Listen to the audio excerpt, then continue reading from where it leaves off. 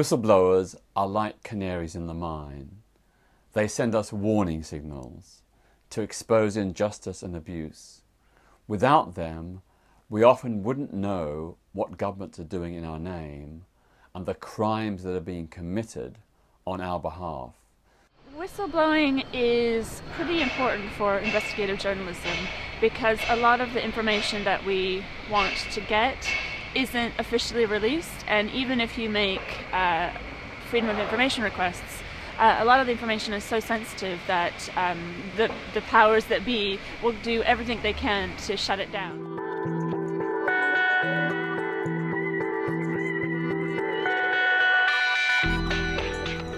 What he did, was it right or wrong? Well, I have not the slightest doubt it was terribly wrong, very dangerous, and will have put people's lives at risk. Edward Snowden has performed a great public service. He has defended the public interest against an overbearing state that is spying on citizens when it has no right to do so. Is he a whistleblower, or is he guilty of the most serious criminal espionage? The answer is probably both. He is a whistleblower, and I quite believe that he had the intention of bringing to public notice internet interception by the US National Security Agency and by Britain's GCHQ.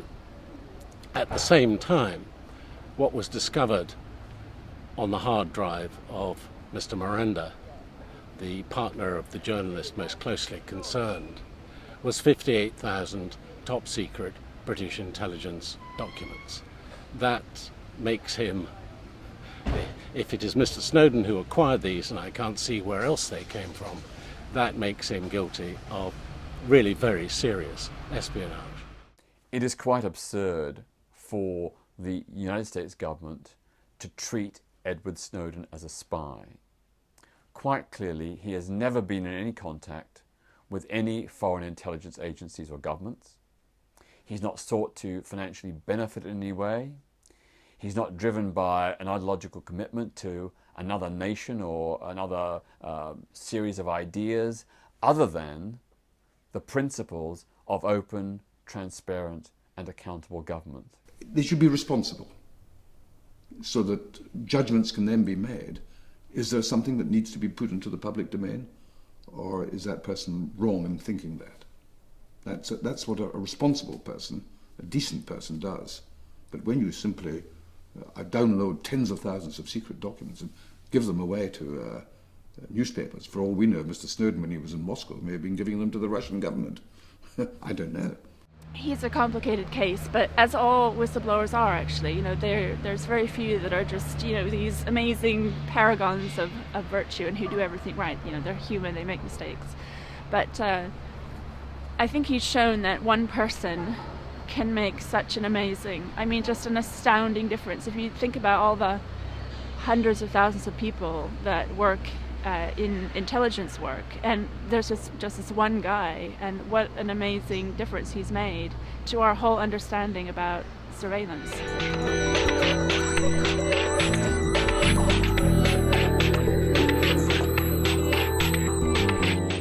The internet is the biggest technological change, and that's impacted whistleblowers and the way that we as journalists get information. So on one hand, it makes it a lot easier for all different people to put their information into the public domain. So we get a lot more voices in it's not just the kind of specific professional journalists giving us one version of the news. We get a whole variety of people talking.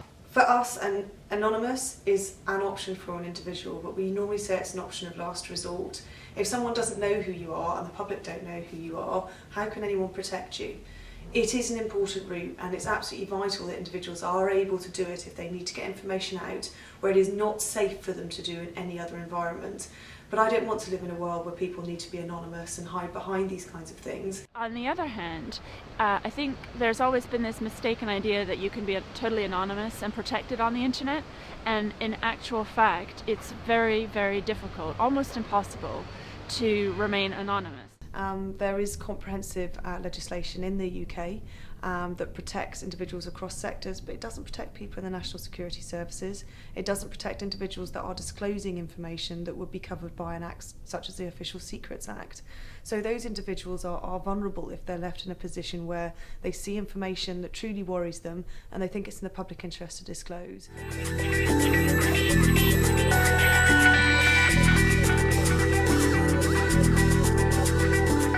I would have thought that journalists ought to have been much stronger in support of Edward Snowden, realising that he was performing not only a public service, but also a service to journalism, and in particular investigative journalism, which has a long and proud tradition of exposing wrongdoing.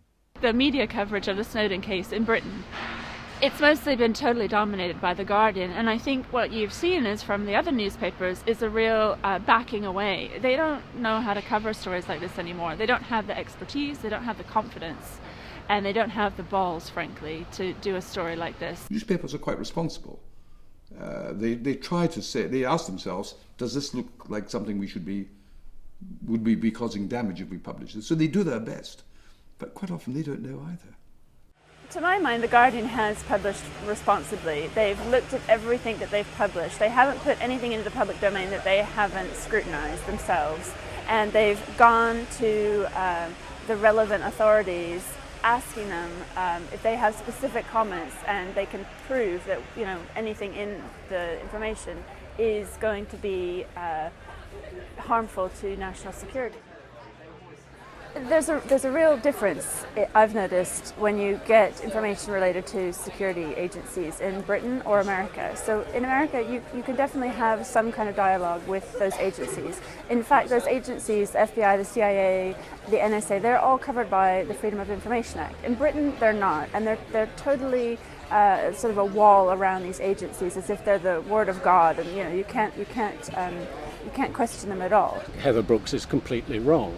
And she knows perfectly well that we've had, for the last 60 or 70 years in this country, a voluntary system whereby the newspapers know who to ring up in order to check out a story, to check whether it might be damaging. It's still up to the newspaper what they print. We have a free press.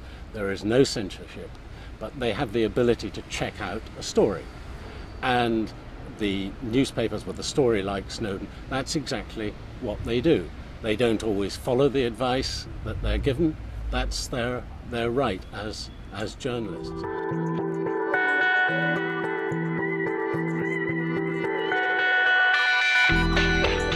The nature of what needs to be done to keep our society safe does not need to be kept secret.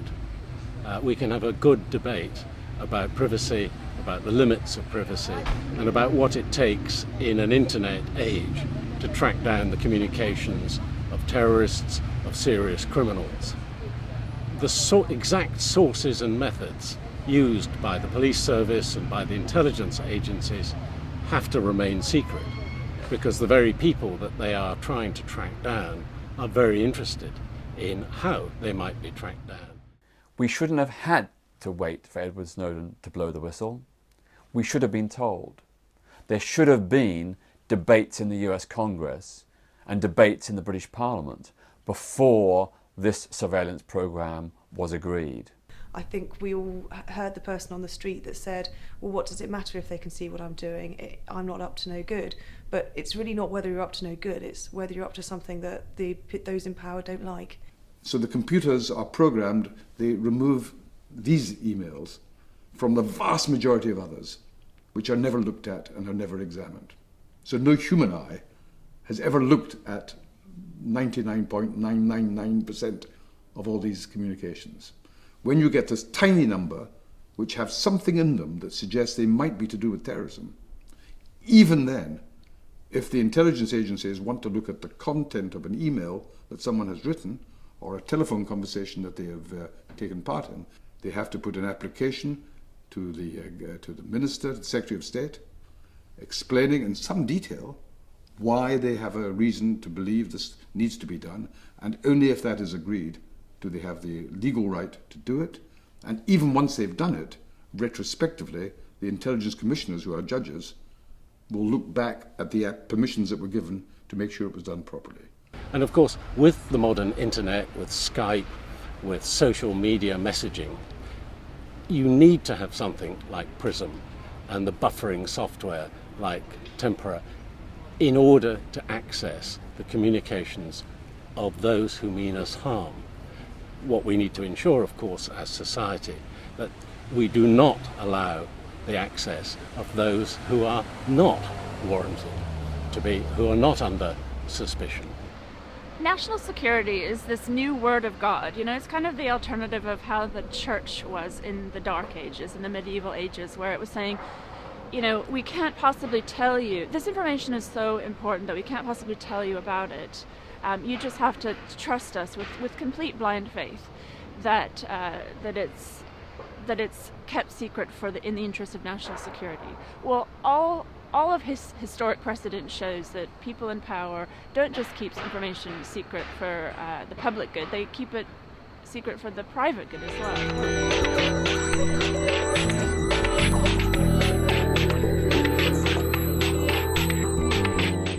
The fact that President Obama is now coming forward with some proposals, rather modest proposals, to perhaps modify the mass spying program by the NSA, that indicates that Edward Snowden is already having an effect.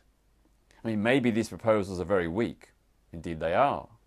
But undoubtedly, they never would have been brought forward had it not been for Edward Snowden. There are many laws that exist to try and get the balance right, to ensure that we are a free society and that people who break our laws, whether it's whistleblowers or the intelligence agencies, if people break the law, they will normally be punished, and rightly so, whether that's an intelligence agency or a whistleblower. But we always have to continue to see whether the law needs to be improved. But that is what Parliament exists to do, to debate these matters and to come to a view. I think the debate in the United Kingdom is still very immature. On the one hand, you have wild scare stories being spread by some of the civil liberties lobbies about mass surveillance, for example. On the other, you have still quite a few people who are terrified of the idea of discussing any of this in public. We've got to grow up and we've got to have a debate. Parliament, in the end, is going to have to legislate over communications data, whether Parliament is satisfied with the legislation that regulates interception is strong enough. These are things that need debate in a democracy.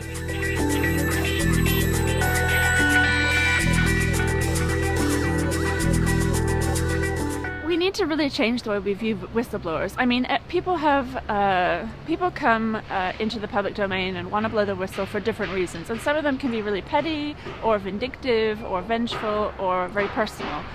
That's kind of irrelevant. What's important is the content of the information that they're coming forward with, and the big deciding factor about it is what's in the public interest.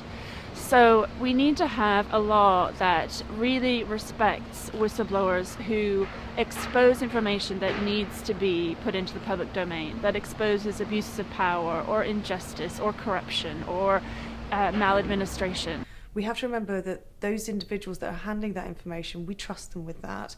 Can we not also trust them to have the right judgment and certain circumstances in which there would be a public interest defence for them disclosing that information? At present that doesn't exist, and we would very much like to see a review of that. Additionally, that any protection in this country is extended to those that are working within the security service or armed forces. We're in a democracy. We have a parliament. In the United States there is a Congress. That Congress has committees. The whistleblower can go there. In the United Kingdom, the whistleblower can go to a parliamentary committee and go to the oversight committee and be taken very seriously indeed before you destroy your life by going very public. And those who encourage people to do that, the WikiLeaks, I think are behaving very irresponsibly with other people's lives. Only time will tell the effect that this will have on the wider public. We know that in some cases where the pursuit of a whistleblower has been particularly heavy-handed, that sent a chilling effect across the whole of the public. However, we also know that where a whistleblower has had a really dramatic impact on how people consider an issue and actually how they approach an issue, in the long run it can be seen as inspirational. And that's why it's so fascinating to see how Edward Snowden has completely opened up this argument. The United States government is using these strong-arm tactics against Edward Snowden and against other governments in order to intimidate and frighten people, to intimidate other governments to not cooperate with whistleblowers, and to deter individuals from becoming whistleblowers in the first place. The idea is to cow them into silence, but it won't work, because there are enough good people out there who truly and sincerely believe that the public has a right to know wrongdoings that are being committed in its name. You know, they didn't silence Daniel Ellsberg, they haven't silenced Bradley Manning, they won't silence Edward Snowden, and they will not silence others in the future.